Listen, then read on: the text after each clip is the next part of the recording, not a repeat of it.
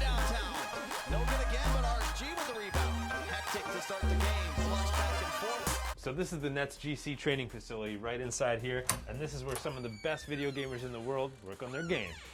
So this is their brand new training facility right here. It was all renovated through the pandemic, and while you might think that a lot of the players play with KD, Kyrie, maybe James Harden, they have their very own gamer avatars. All the players get to customize their appearance, but they have the same player rating, so there's an even playing field. No good. So this is where all the tough decisions are made. This is where the coach and GM sits, and he has to figure out who to draft, starting lineups, different strategies, and figure out how to work all these players in like their star player, Chalk. To tell your parents that, you've played basketball your whole life and, they expect you to go play professionally overseas or something, to tell them, hey, I'm going to stop playing real basketball and I'm going to start playing video games more and I'm going to try to be a pro gamer.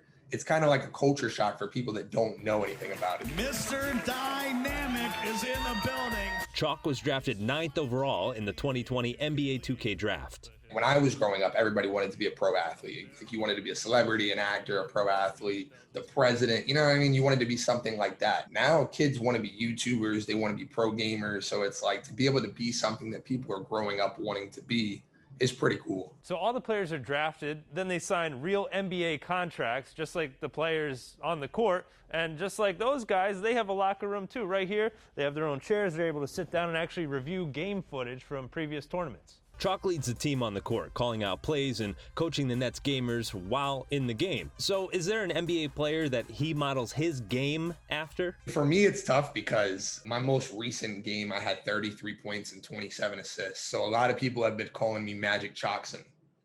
That's kind of been word on the block. That's not my own nickname. That's not self-proclaimed. I actually led the league in assists last year.